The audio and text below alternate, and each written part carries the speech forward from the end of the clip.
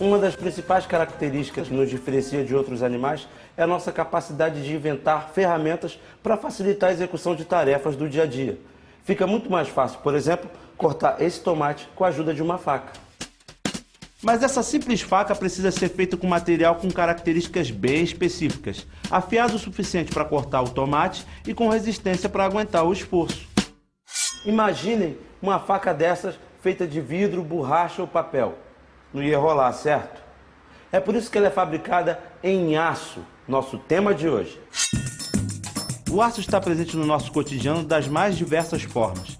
Na hora da refeição, quando usamos talheres e panelas, nas ferramentas simples e máquinas sofisticadas que nos ajudam a criar novos produtos, na construção civil, onde sustenta nossas casas, prédios e estádios, nos meios de transporte que nos levam aonde queremos e até nas nossas mais simples tarefas, como cortar um tomate. Aplicações não faltam. Mas e você? Onde usa o aço no seu dia a dia? A minha pia. Esponja. Esponja de aço. O jogo de talheres que é feito com aço, que chama-se aço inoxidável. Nos equipamentos eletrodomésticos. Itens de geladeira, de fogão. Dentro do concreto tem aço, né? Porque tem estruturas de aço. Esse carro, essas latarias, tudo é aço.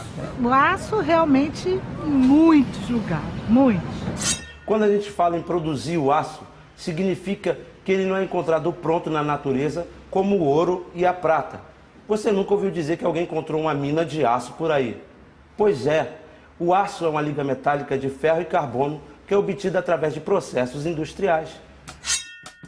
Talvez você ainda não saiba como o aço é produzido, mas provavelmente já ouviu falar em siderurgia, o setor da indústria metalúrgica dedicado à produção e ao beneficiamento do aço. Quem olha hoje a produção do aço com processos automatizados e fornos gigantescos não consegue imaginar a longa história que se passou até chegarmos aqui. As primeiras peças de ferro já eram fabricadas em 2000 a.C., na Anatólia, onde hoje é a Turquia. Com o intercâmbio entre as populações, o ferro se espalhou por toda a Europa, África e Ásia, recebendo com o passar dos séculos contribuições de diversas culturas para o seu aperfeiçoamento. Na Idade Média, a introdução de foles mecânicos para soprar ar no interior dos fornos aumentou a sua eficiência, possibilitando que alcançasse temperaturas de 1.200 graus centígrados. Com isso, o homem conseguiu produzir ferro em estado líquido, o que multiplicou as suas possibilidades de uso a partir das técnicas de fundição. A grande mudança só ocorreu, porém, em 1856, quando se descobriu como produzir aço. Isso porque o aço é mais resistente que o ferro fundido e pode ser produzido em grandes quantidades, servindo de matéria-prima para muitas indústrias. Hoje, graças a estas qualidades e ao baixo custo de produção, o aço representa 90% de todo o metal consumido no mundo. O ferro existe em abundância na natureza, mas ele raramente é encontrado em estado puro. Em geral, está combinado com oxigênio na forma de óxidos de ferro, como a hematita, por exemplo, contida nessa rocha aqui. O ferro usado na fabricação de aço é extraído de minérios como este. Já vimos que o aço tem várias aplicações e que é o metal mais utilizado no mundo. Uma das razões do seu uso ser tão amplo é que suas matérias-primas são facilmente encontradas na natureza. O carbono e o óxido de ferro são materiais que existem em abundância na superfície terrestre. Aqui no Brasil, por exemplo, temos a Jazida de Carajás, no Pará, a maior mina a céu aberto do mundo. Das minas de óxido de ferro, como Carajás, até a transformação em aço, há um longo caminho a ser percorrido. Primeiro, o minério precisa passar por um processo de redução preferencial, onde o oxigênio presente no óxido de ferro é extraído. Impurezas como fósforo, silício, enxofre e manganês também são retiradas do ferro fundido, que precisa passar ainda por uma etapa de refino. A proporção correta das quantidades de carbono permite que o aço obtenha suas principais características, maleabilidade e tenacidade. Todo esse processo é feito em siderúrgicas, que se dividem em dois tipos: as usinas integradas, que produzem aço a partir do minério de ferro, e as usinas semi-integradas, que produzem aço a partir da sucata metálica. Olhando assim parece simples, mas será? Vamos dar uma olhada para vermos como todo esse processo é complexo. A cadeia de produção do aço tem início nos pátios de matérias-primas, onde são armazenadas enormes quantidades de minério de ferro e carvão mineral. De uma maneira geral, para cada tonelada de aço produzido, você necessita da ordem de 2,5 a quase 3 toneladas de matérias-primas. O carvão mineral possui uma dupla função na produção do aço. Primeiramente, ele serve como combustível para o alto forno. Além disso, o carbono presente na sua composição tem um papel decisivo na redução do minério de ferro.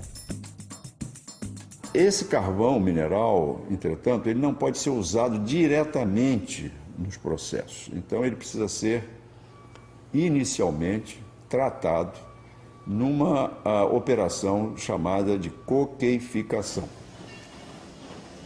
A coqueificação nada mais é do que você retirar a matéria volátil do carvão mineral, aquecendo a altas temperaturas na ausência de oxigênio.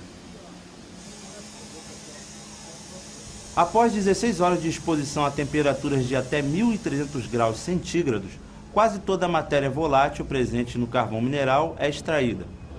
Esse material que fica é o que nós chamamos de coque. O coque é um material esponjoso e cinza, composto de 88% de carbono. Depois de resfriado, ele é descarregado na rampa, enviado por correias transportadoras até os altos fornos, onde será consumido na produção do ferro gusa.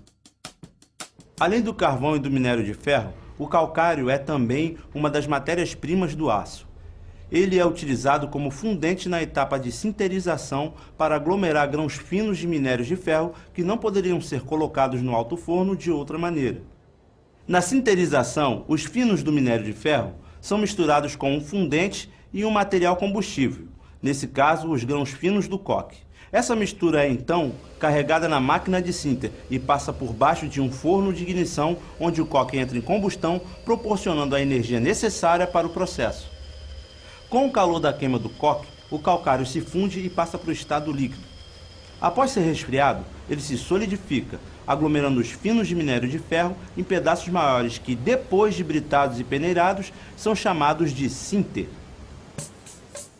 Produzidos o coque e o sinter, as matérias-primas estão prontas para serem transportadas até o alto forno, o equipamento mais importante de uma usina integrada.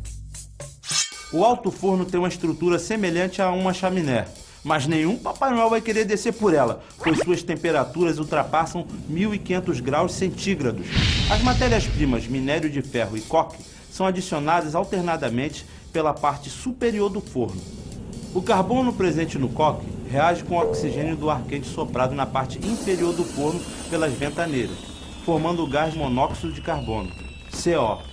O monóxido de carbono, então, extrai o oxigênio do óxido de ferro e o resultado é o ferro e o dióxido de carbono, CO2. Essa é uma reação exotérmica. Esta geração de calor é que vai manter toda essa parte de baixo do forno no estado líquido. O calcário no sinter serve para abaixar o ponto de fusão dos compostos indesejáveis presentes no minério e que vão formar a escória. Depois de fundida, a escória é sobrenada à mistura de ferro e carbono, chamada de ferro gusa.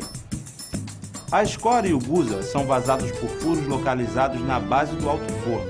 Em seguida, os dois líquidos são separados por densidade. O ferro gusa é conduzido por canais refratários até os carros torpedo, e o levam para a aciaria, onde acontece a próxima etapa da produção do aço. Embora seja uma liga de ferro e carbono, o gusa se distingue do aço por possuir uma alta concentração de carbono, em torno de 5%, e apresentar alguns elementos residuais como silício, enxofre, manganês e fósforo.